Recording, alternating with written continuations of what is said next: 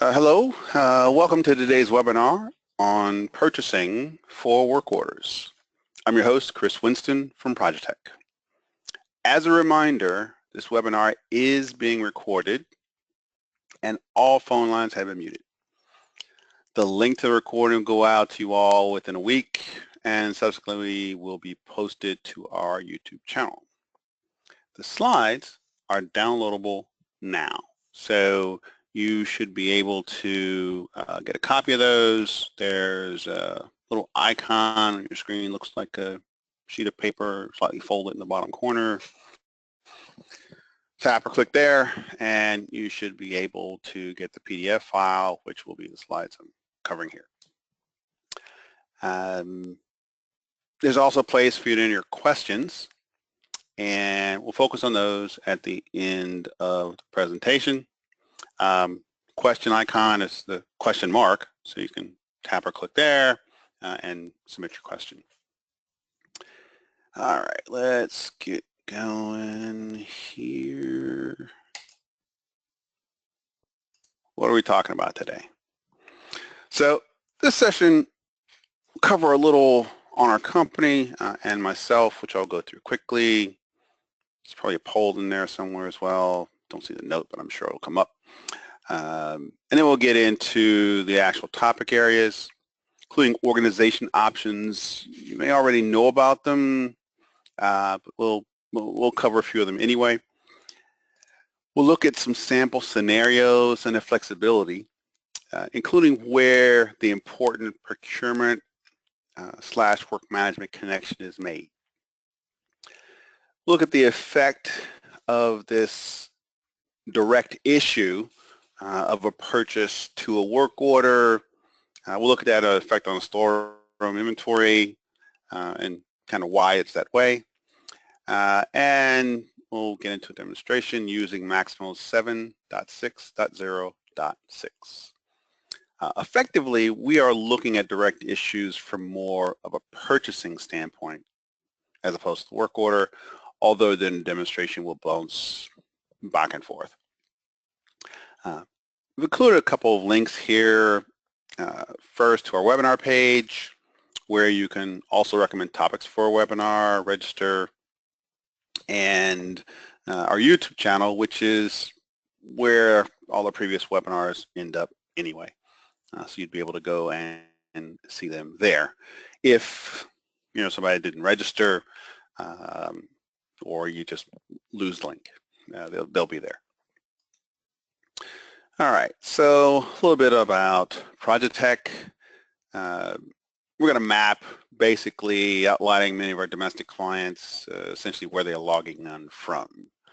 We're an IBM business partner, provided Maximo as a service in our cloud since '99 with Maximo 4 remote desktop. So pretty much before cloud was the term.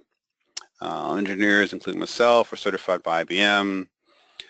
We manage over 100 production instances, slightly higher number of other development, training, testing, etc. And we have partners that we work with to extend our offerings, particularly to cover industry specialization requirements. So generally this is where a lot of this comes from in terms, more often than in implementations and trainings where there are questions that have come up frequently enough. It becomes a topic.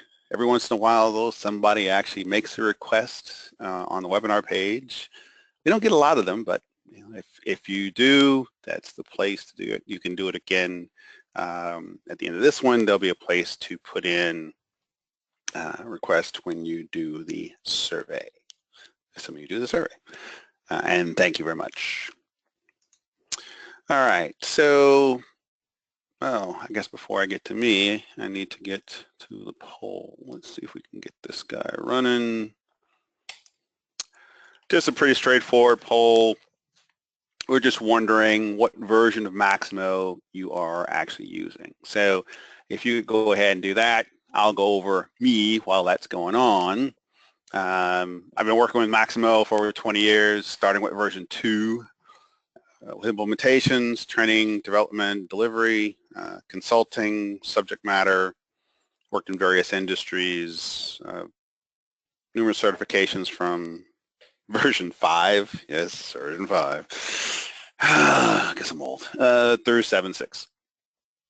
And, well, it looks like most people are in 7.6 or 7.5 with the occasional version 4 or lower.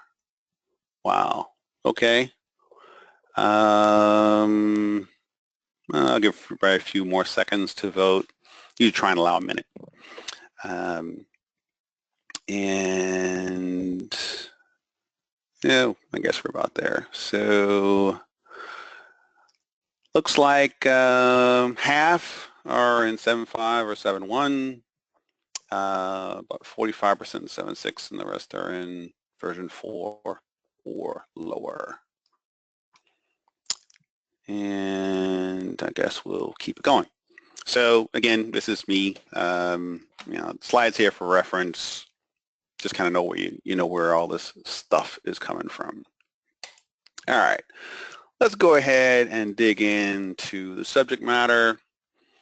And yeah, we're going to start with organization options. So some of the things in terms of behavior within Maximo that take place as it relates to this and many other topics, there tends to be an organization level option. So today we're speaking purchase orders and work orders. In this case, is an inventory option that is of most concern here. Specifically, this particular option will determine how far procurement record creation goes as a requisition or to an order, and whether it's an unapproved or approved status. So whether you use the default cron task or manual reorder, this option will be reviewed. Generating purchase requisitions, so if you go to an unapproved or even an approved PR, that essentially gives the buyer greater flexibility to consolidate lines from multiple PRs to a single PO for the same vendor, and to potentially get accommodations for price, delivery, and so on. That's assuming you even have buyers. So depending inside your organization tends to actually alter this particular option. So you have a flexibility, and again, the thing to keep in mind is this is an organization setting that is something you'll probably want to review. Going further,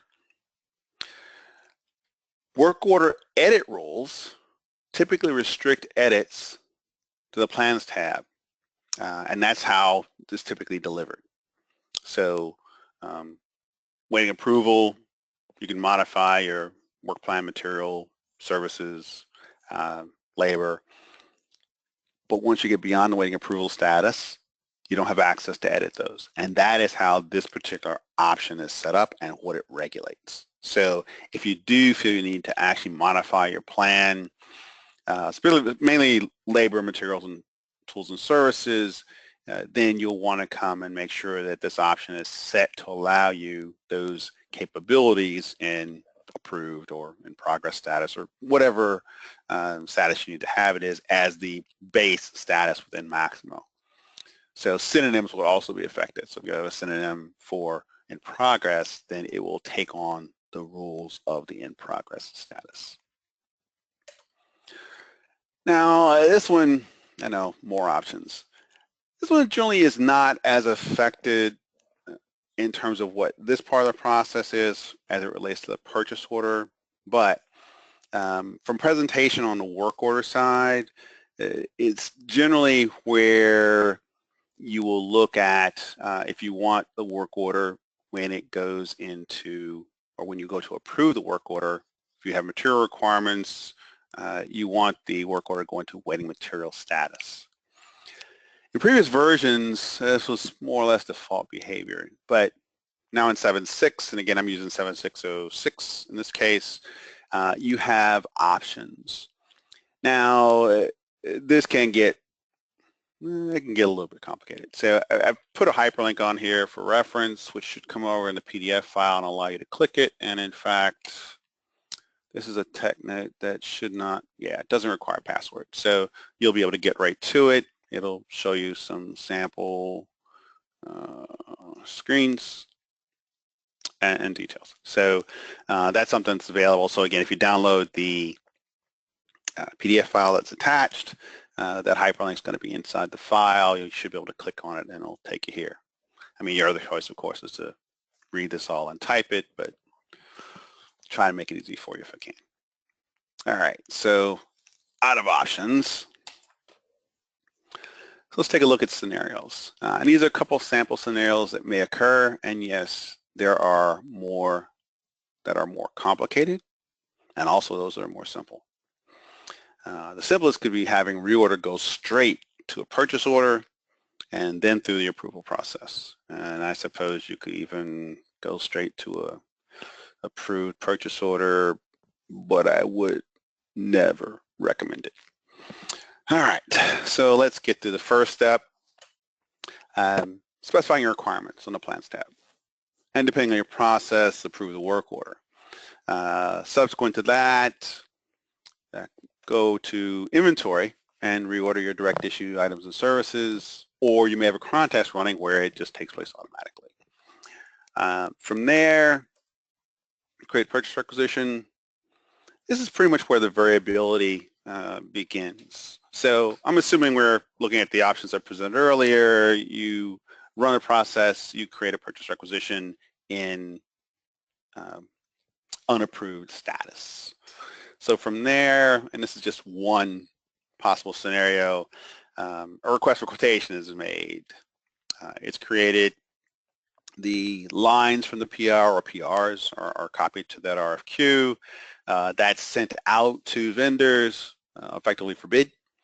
Get the bids in, process them, and you award all the lines to one vendor or certain lines to certain vendors, create the purchase orders, and from there, purchase orders get approved, you go through the process, and you receive. And that's just one example. Something closer to what I'm actually going to cover in the demonstration, I'll assume a role as a buyer. I'll create a purchase order, I'll pull the PR lines in onto the purchase order, then go through basically the same process. Approve the order, do the receiving, and get the materials in and attach to the work order. The thing to keep in mind with this is all around the flexibility between the procurement applications, which is what gives you all these potential scenarios. Essentially, there's numerous options to copy data between the applications. So, you know, again, as example, RFQ, where you're pulling the PR line items. If you're on the PR, you can directly create the purchase order, sending all lines from the PR onto the order. Optionally, the PR would close, which should be the default setting, as there's another option, probably should have put that in here too. There's another option in this case, so on purchase orders, there's an option that when all the lines from a purchase requisition are sourced onto a purchase order, the PR will close. I guess technically you could source them onto a contract. Again, we should close the PR. So another option potentially for consideration. On the PO, so from the PR side, I can push all lines onto the PO, or from the PO side, I can pull all, some, or one line from PRs. And again, all this happens essentially at line level. Most important thing though, every single line, PO, PR, RFQ, they have a place for the work order number. And that is the primary connection between procurement and work orders to get the direct issue charged properly.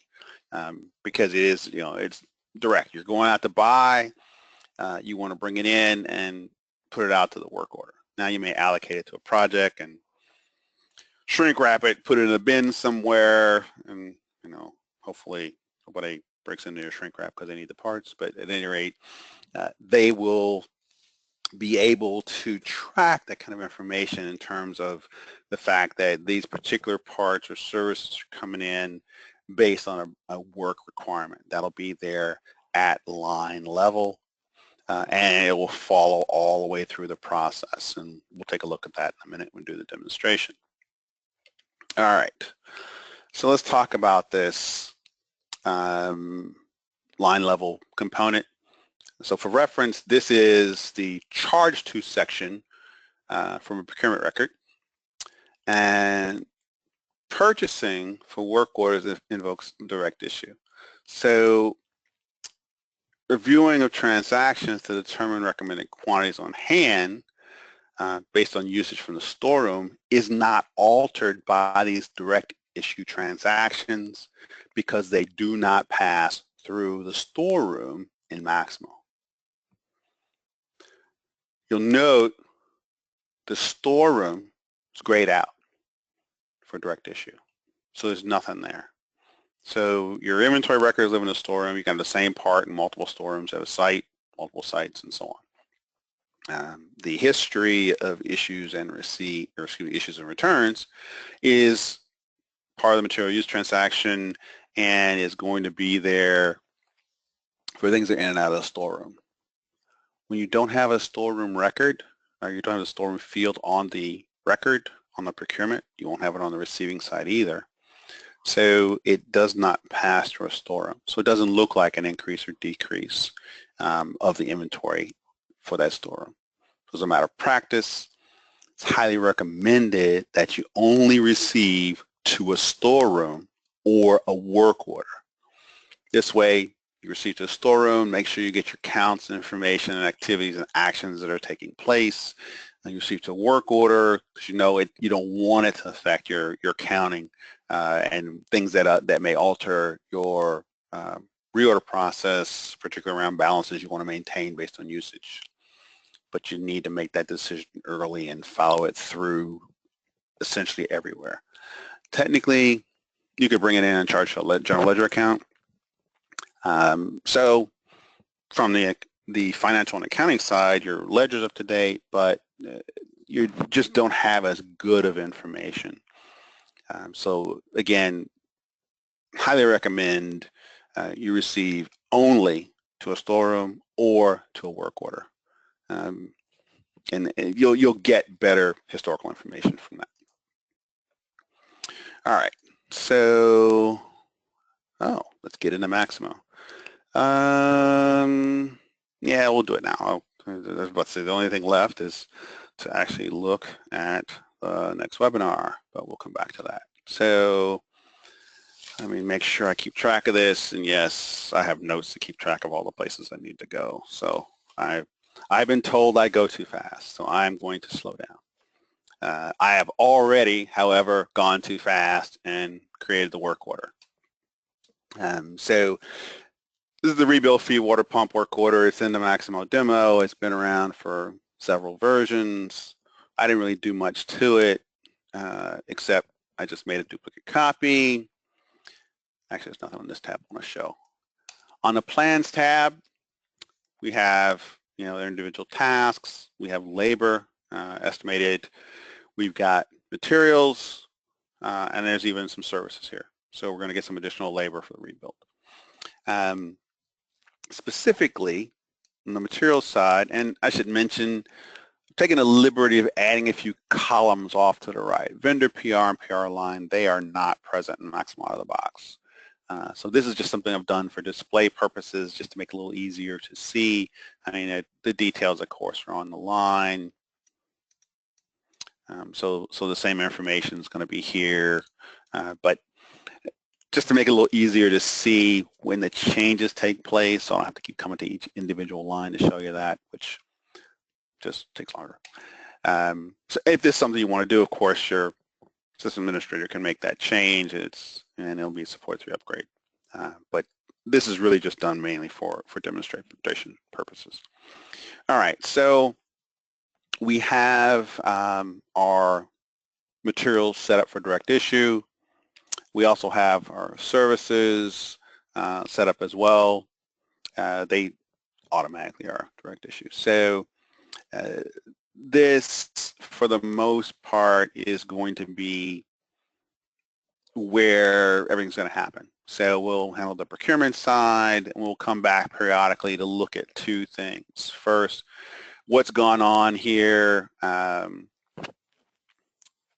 initially on the plan side, and then subsequently on the actual side, and then second, we're going to be watching the status, what is going to happen with the work order status. So our first step is to go ahead and approve our work order.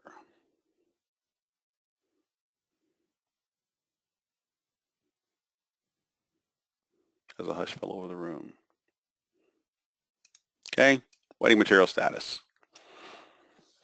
Most of the feedback I get is people like that. I mean, you can actually turn it off where it'll just go to approved, but and you'll have some visibility elsewhere. But this is where people are used to seeing it, and it's a lot easier because it's a primary field that's by default available on the list tab. So there are really no changes to make. So this is again a generally a recommended approach, and it's typically found to be useful.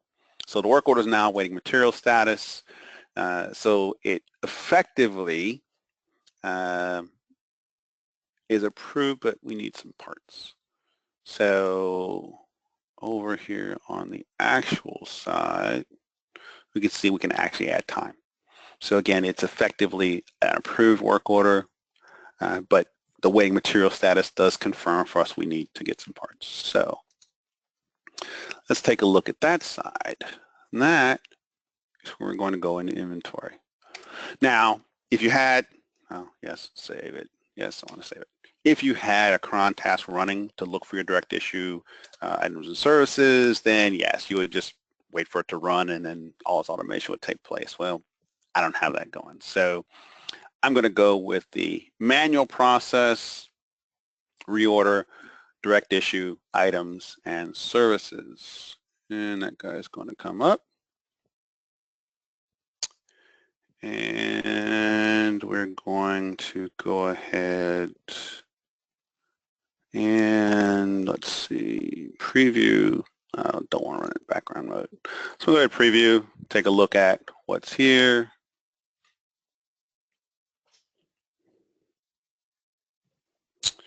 And this would bring up the items that we have,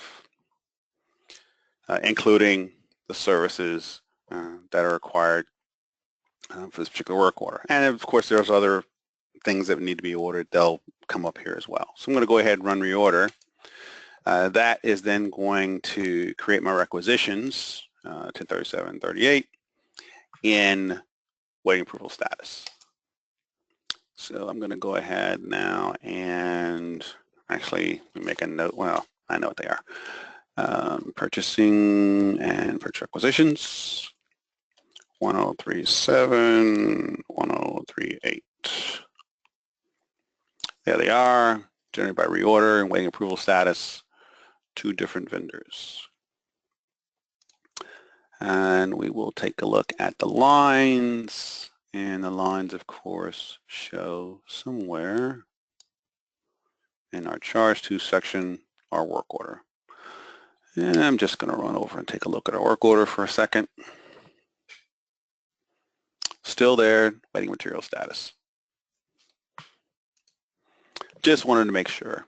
So we got PRs created, nothing else is really happening. And we're going to go ahead and get back to purchase requisitions. Now, you have an action here, you could actually create the PO. But in this scenario, Steve Miller is the supervisor is involved, and he'd really like to see if we can get this from a single vendor and perhaps expedite moving things along.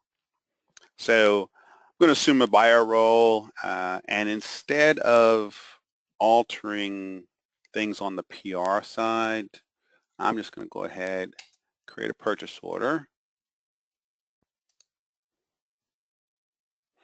And I'm going to bring the lines over from both PRs onto a single order. So I made a call.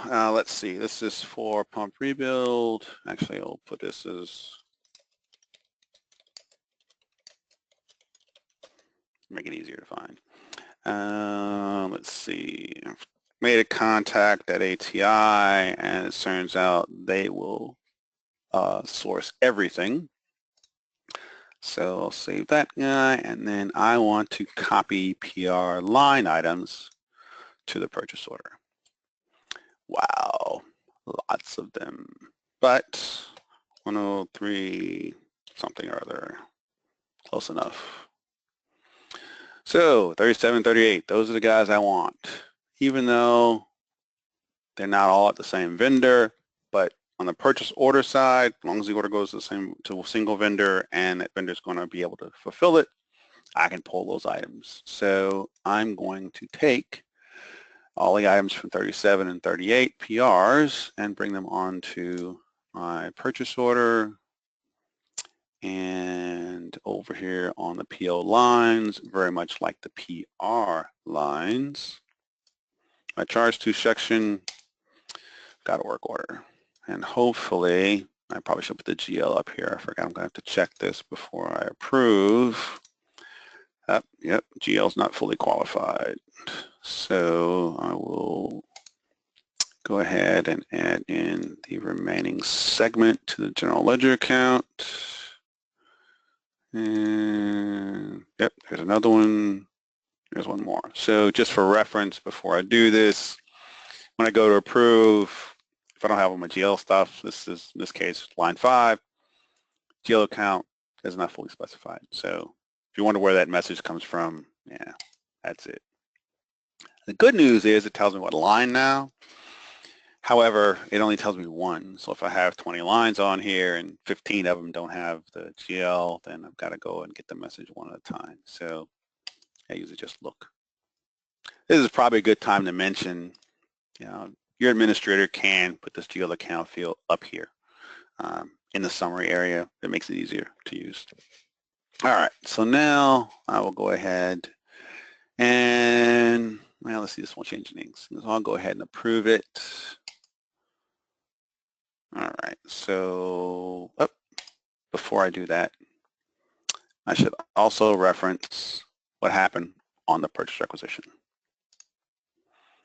So again, my option, when I pull the lines fully from the PR onto a PO, the PR closes. And this will be true also for the other one, 1038, same status. So, and again, this is a system, an organization option setting, but it is default. So I believe it's default. So you should have this behavior normally. If for some reason you don't want it, then you'll have to go to your administrator to make sure you can have that changed, and that works for basically everybody. All right, so back to purchase orders. So both my PRs are closed. My work order is still waiting material status. Nothing's really gone on there because I don't have any parts yet. So, and then the services aren't here yet. So I'm still waiting material status. Told you it's gonna bounce around a bit. But again, this is just kind of letting you know what's going on in each part of the process, and that's the reason. So let me go ahead and come back. And moving forward through here, I want to go ahead and approve purchase order. Ooh, hope I haven't heard purchasing authority. Yeah, I didn't check that. Okay, I guess I do. So POs approved, PRs are closed, work order is still in waiting material status, and yes, it's definitely still in waiting material status. Now we need to go and receive. And again, this is all for demonstration purposes. Typically, you're not going to have one person doing all the stuff, but they'll have individual roles and security rights. You may even have workflow in place, and they'll get notifications on them. So, that, you know, so we're not separating any of that out. This is just compressed for demonstration purposes. So we're going to go look at on the receiving side, and purchase order 1100, and there's Steve's pump rebuild. POs approved, receipts, nothing. So I suppose if you want, you could hit new row and type everything in from there, but I highly recommend select ordered items. Even if there's a case where you didn't get everything, you can select just the things that you did get.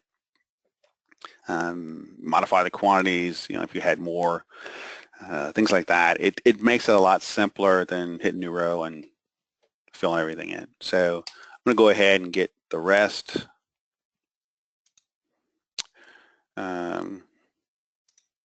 That'll handle the receiving side on the materials, although I have, looks like one inspection to resolve, and then I'll go ahead and get the services. You'll notice as I receive the materials, the status moved to partial, and our dollars change. Receive cost on the services side, we'll pick that up as well. And that's complete. Now, service receipts tend to go to whoever's ordered the service. So there may be a differential between who actually does the material receiving, who does the service receiving, direct issue or otherwise. But particularly for things that are direct, simply due to the fact that it's generally not likely that somebody on the receiving side of the business is going to receive the service. It's probably going to be the end consumer of the service. In this case, Steve Miller, who's running the job, would typically be the person who was actually receiving the service.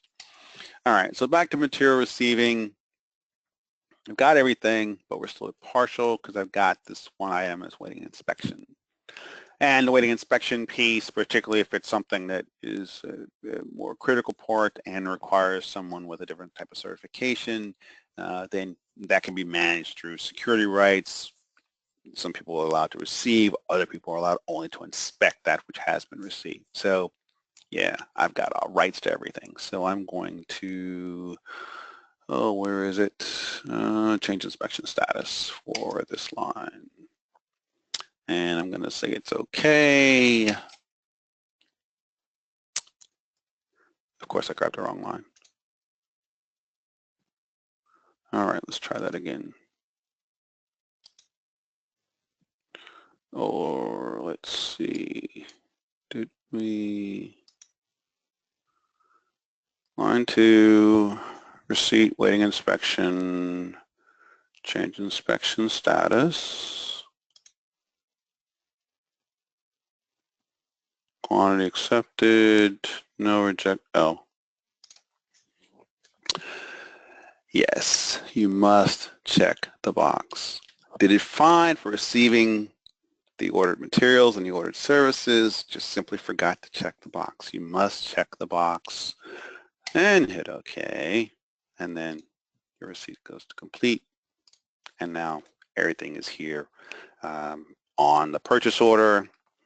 And more importantly, our work order. Move it down a little bit. Things have now happened on our work order. 2 things, basically. It's an approved status because we're no longer waiting for material. And over on the Actuals tab, for our materials, they've been received and charged to the work order. Services have been as well.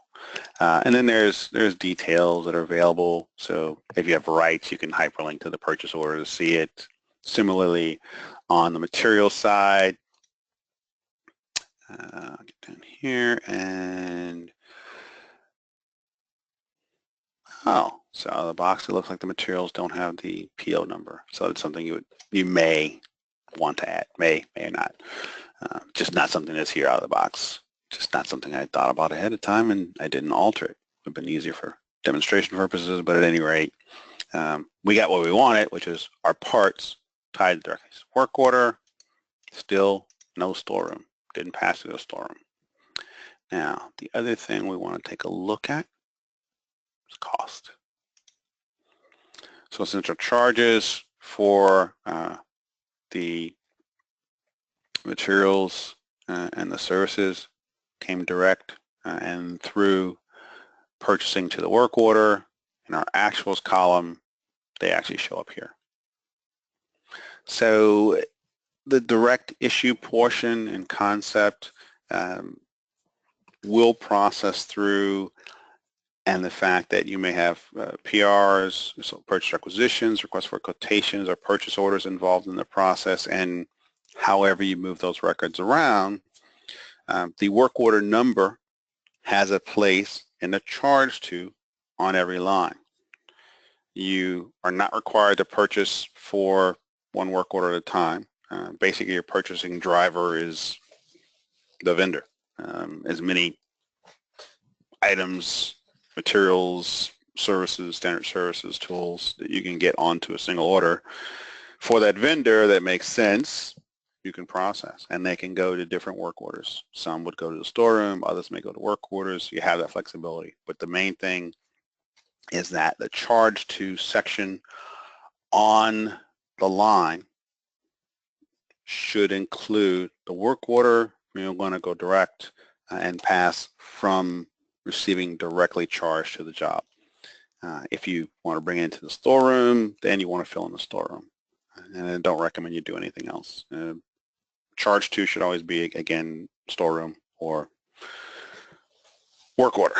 And it is, people will go through and they'll process through and get to the GL, but not to the storeroom or work order, and then their numbers don't line up. You know, their counts are off.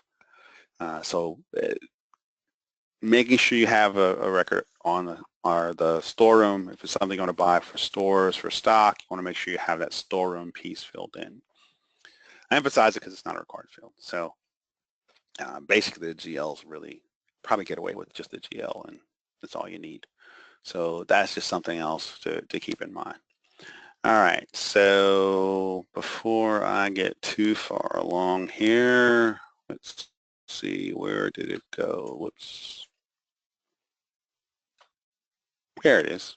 All right, so next webinar, Tori is going to talk about PMs, differentiating between PMs and job plans, looking at sequencing, frequency components, and again, one of the things to keep in mind with this, and it's Wednesday, it's about a month away, again, 2 p.m. Eastern, but the Projetech.com/webinar page is where you go to register. You can also submit questions there, and we want you to take our survey, which will come up later. But for right now, I'm going to go ahead and take a look at questions. Let's see. There we go. Is this training only for Maximo administrators, or are you showing items for users? So I review the options basically so everybody's aware of them. In fact, let me go ahead and review the one that I didn't talk about, which is purchasing, where'd it go? PO options, this guy. So this is the options: close a PR RFQ when all PR RFQ lines have been copied to POs or contracts.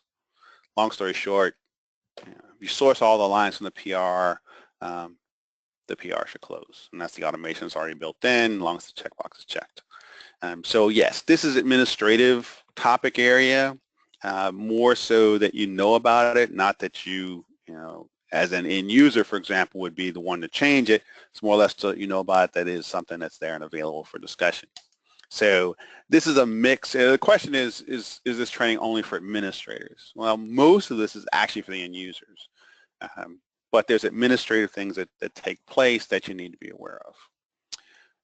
What if the work order was already in approved status and you need to order material? Well, funny you should mention, because I'm pretty sure in my work order edit rules, yes, I allow changes for in progress and approved status work orders. So I'm going to go back to the same work order. 1293, I think it was. It is now in approved status. I'm going to go over to the plans tab, and in materials, and I broke the seal. Need another one. 41453, and it's going to be direct issue, and I should already have a vendor on this one. Yep, it's already an ATI. So this work order is already approved. The status won't change to waiting material now, it's already approved. But because my options are set to allow me to add materials, I can't. So I am now going to be the cron task, and where is inventory? There we go. And here in inventory, we will go ahead and reorder direct issue items and services, and I'll just run it. I know what it's going to do. Reorder process. Oh no, no. I ran in background mode. Oh, terrible. All right, so it's running. It should be done. Purchase acquisitions. So I had 103 something, probably 1039. That's the one. So here's our requisition. Here's our PR line, 41453, and it's to work order 1293. So I am still able, and again, getting back to the question, what if the work order is already in approved status and you need to order material? The big part of this is the option. If you have the option in work order edit rules that allows you to modify your work plan materials and services, or in this case just work plan materials, then yes, you can add materials at approved or in progress status. This is what you need to verify with your administrator, that that option is set. Out of the box, the answer would be no. Next question. Yes, thank you for telling me, Joanne, I need to select the line that I'm inspecting. Yeah, I've only been working with Maximo for 20 years. A mistake I still make on the regular. Can you demonstrate how to revise a purchase order? Okay, not really part of this demonstration, but here, let me grab somebody that's approved. No receipts. Somewhere in here, revise PO. Adding a line. Whoops, not adding a line. Adding a line. Going to get my favorite thing. 11453. I go through a lot of mechanical seals. What can I say? Yeah, I'll put this in stock. And approve my revision. So now, 112. I've got revision 0, which is where it began, and revision 1. Revision 0 shows up now as in revised status. Revision 1 is now the approved one. That's significant. Looks like I made a change here as well. So out of the box, this history flag field doesn't show up. So I guess I put it here just to make it easier to find and to see. Once you have revised the purchase order and it goes into revised status, it is a historical record. So generally speaking, if I come into purchasing again, purchase orders, and I come up, you'll notice the default for history is no. So if you don't see that field, just remember your default's no. So when I type in the order number, it only shows me the non-historical record. So it's just something else to keep in mind. Will the work order remain in waiting material status if the item is waiting inspection? So the answer is yes. See, I should have slowed down. The reason is you're still missing material. No, that's a good point. Now the question is, so you have part of it. So I guess the real question is, if part of the materials are in and you have an item waiting inspection, it's a good question. I don't remember. So let's take a look. And yeah, I'm gonna cheat. I'm going to take 1293 because I know he's already got all the stuff I need. I'm gonna make a new one. And I'm gonna clean this up a little bit. I'm just gonna go with 2 parts. All right, so over on the materials side, I'll get rid of the shaft, the gasket, and the housing. And everybody else can stay. All right, so, oh, I don't need the extra seal. Forgot about them. All right, so they're gone. We'll go ahead and approve. I probably didn't do the service, but that's all right. All right, so we're gonna go through the process again, and we will reorder. Don't want that again. Just run reorder. All right, PR is 1040. So we'll come into purchasing, requisitions, 1040. All righty, actually, I don't really need to come here. I really just, well, that's all right. I'll just go ahead and create the PO from here. So create a purchase order, 1101. And I'm gonna cheat some more. I'm gonna go into receiving, 1101. Let's see if I have a link.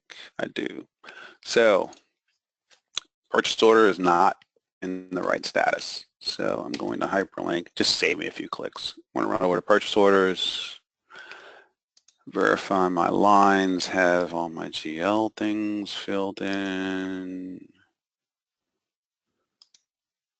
Aha. All right. And okay, and approve. Come back to receiving.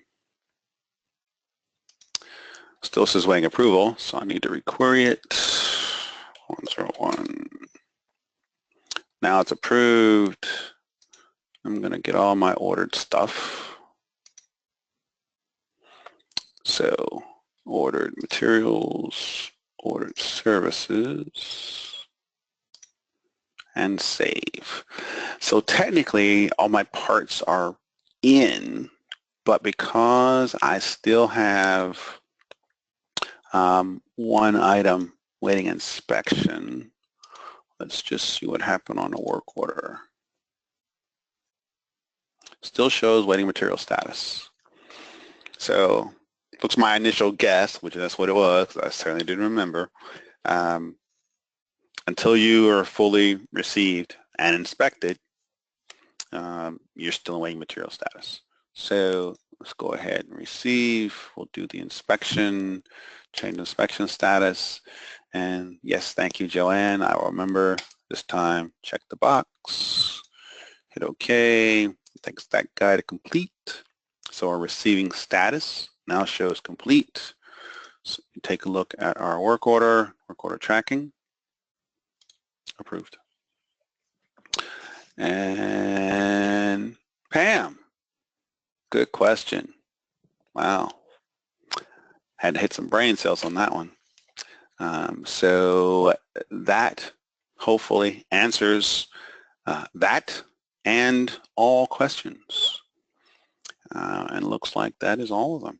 So again, just as a reminder, I can find out where it is. Oh, wait. There we go. I know I can find it eventually. All right, so again, in terms of the next webinar, if there are any other questions, go ahead and input them into the question box. Otherwise, again, for the next webinar, Projetech.com/webinars is the place to register. You can also input any additional comments regarding what you're looking for in that webinar or future webinars, and there'll be a survey that comes up after this webinar.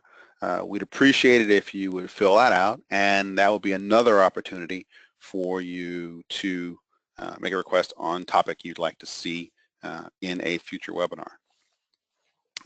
And we do go through these. In fact, we'll be going through them. I've got a meeting on this next week just to talk about Q3 and Q4 webinars that we'll be presenting. So this is a good opportunity to provide your input. And again, the session's been recorded. The link should go out to you within a week, and then subsequently the actual presentation will show up on our YouTube channel, youtube.com/Projetech. There we go. And the link for that's there as well. One last reminder on the handout. Again, we want to download the handout from this presentation.